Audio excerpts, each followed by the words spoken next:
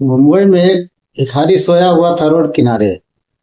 तभी गोलियों की तरह तड़ाहट की आवाज आती रहती है और एसपी साहब पे चार बदमाश है जो माफिया है गोली चलाते रहते हैं। तभी एसपी साहब को दो गोली लग गई, एक हाथ में और एक पैर में। और उस समय जो माफिया लोग है वो गाड़ी की आड़ में था, जबकि एसपी साहब थे वो खुले में थे। और उसके बाद भी एसपी साहब है अपना हार नहीं रहे हैं और अपना दम पे गोली चलाते जा रहे हैं। और इस समय माफिया है ठहाके लगा रहे थे।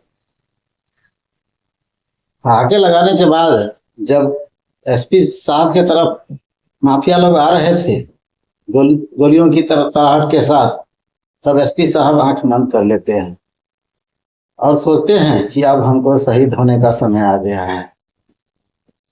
उसके बाद भिखारी जो था रोड पर सोया हुआ था, तभी गोलियों की तरफ तड़ाहट तेजी से होता है और तीनों जो माफिया थे तीनों के गोली लग चुका था और उसके सिर में सुराग हो चुका था, यानी कि सबको माथा में गोली लगे हुआ था। और ये माफिया लोग की जो ठहाके था वो चीख में बदल गई थी, सब करा रहे थे।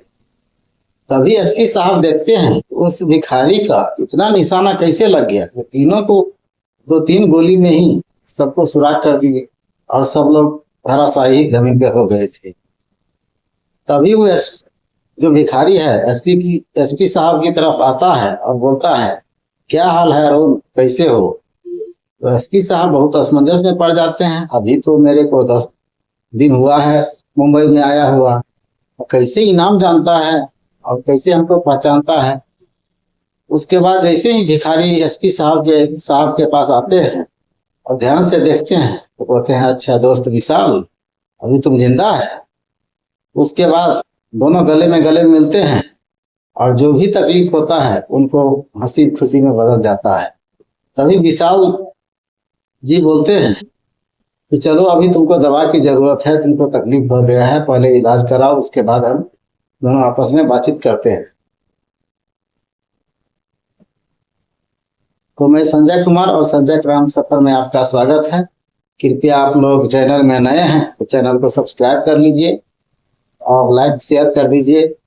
और इसी प्रकार की बात हो तो कमेंट बॉक्स में लिख के बता दें, जिससे कि मेरा भी हौसला आपके प्रति बुलंद रहे और मैं एक से एक कहानी डेली नए सुनाता रहूं। तो इसी प्रकार की कहानी की बात है जो बिहार से शुरू होता है। बिहार के किसी गांव में दो दोस्त थे जिसका नाम था अरुण और विशाल। दोनों बचपन से ही पढ़ने लिखने में बहुत तेज थे और एक नंबर के निशानबाज थे। वो पहला क्लास से लेके हाई स्कूल तक एकदम प्रथम श्रेणी से पास करते और पास करने के बाद वो इंटर में एडमिशन कराते हैं और एडमिशन कराने के बाद वो एनसीसी ज्वाइन कर लेते हैं और दोनों के पिताजी फौज में रहते हैं।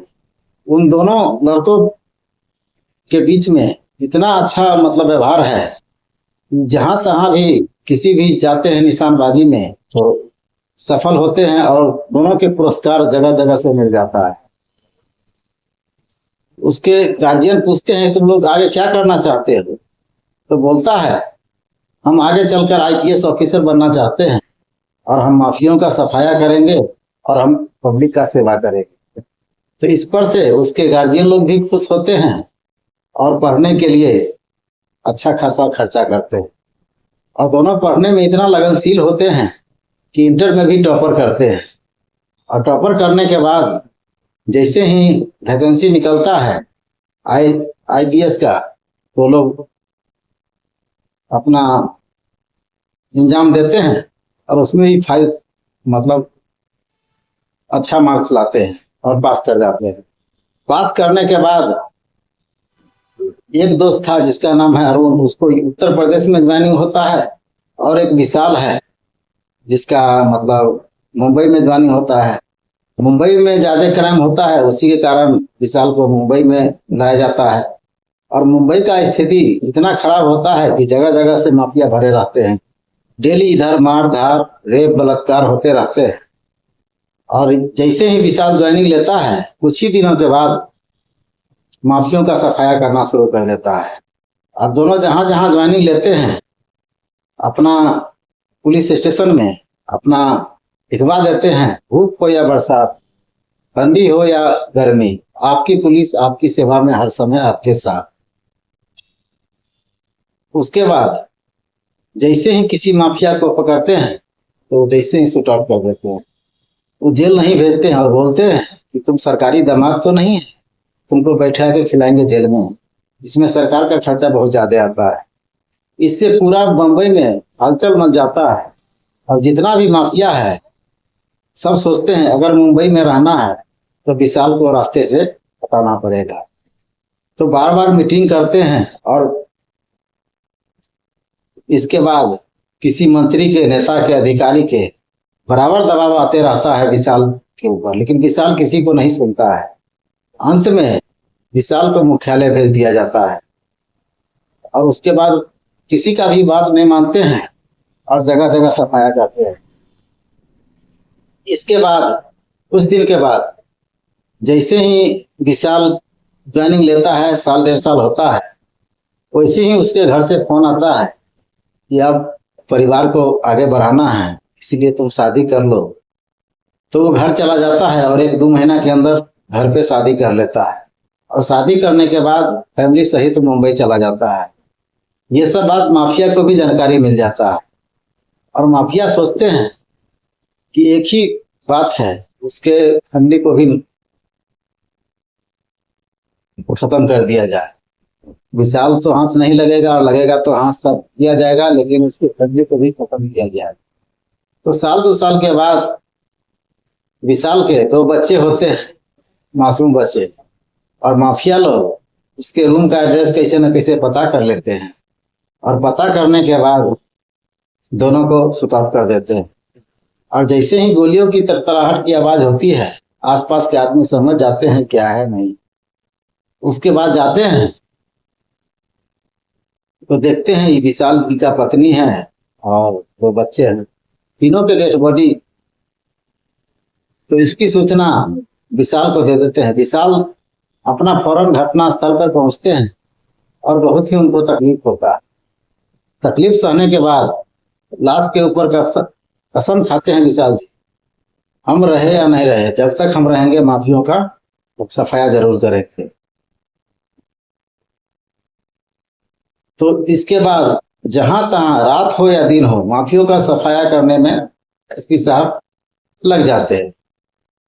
और एक दिन ऐसे समय आता है कि माफिया लोग में हरकत मच जाता है। वो सोचते हैं कि हमारी जान खतरा में है। तब एसपी साहब जो है विशाल, वो अपना एक प्रोग्राम रचते हैं। प्रोग्राम के तहत कहीं जा रहे थे, पहले से पूरा प्लानिंग बना हुआ था ही। तो इस प्रोग्राम में जाते हैं अपना गाड़ी से और गाड़ी को गड्ढे में पलट देते हैं। जैसे ही गड्ढे में पलटते हैं उससे पहले वो उतर जाते हैं और चारों तरफ हरकम बन जाता है कि विशाल का मर्डर हो गया, विशाल मर गया। तो इससे माफिया लोग है अपना जश्न मनाते हैं, चलो अब एक विशाल मर गया, अब कोई बात नहीं है, उनकी पत्नी भी मर गया, लेकिन विशाल जिंदा रहता है। उसके बाद विशाल है भिखारी का रूप ले लेता है और जहां तहां अपना माफियों का सफाया करते रहते हैं। माफिया में भी हरकम मच गया था कि आखिर ये सब कौन करता है। जब सब लोग नहीं है, विशाल मर गया, तो आखिर करता कौन है। तो इसी प्रकार से भिखारी का रूप लेके अरुण और विशाल, अरुण को फिर यूपी से महाराष्ट्र बुलाया जाता है मुंबई में, और दोनों मिलके विचारते हैं कि तुम वर्दी में ड्यूटी करो, हम बिना वर्दी में ड्यूटी करेंगे, हम भिखारी बन के ड्यूटी करेंगे। दोनों आपस में मिलजुल के बोलते हैं चलो तुम भी करो हम भी करते हैं, दोनों मिलके मुंबई के माफिया खत्म करेंगे। और दोनों अपना सफाया करते रहते हैं। तो इसी प्रकार की कहानी है। आज के लिए इतना ही। इस कहानी का सुनाने का उद्देश्य किसी को ठेस नहीं पहुंचाना है, दिल नहीं दुखाना है, बल्कि आपको जागरूक करना है। कि आप जहां भी रहें सावधान से रहें। जय हिंद, जय भारत। वीडियो को अच्छा लगे तो सब्सक्राइब जरूर कर लें। जय हिंद, जय भारत।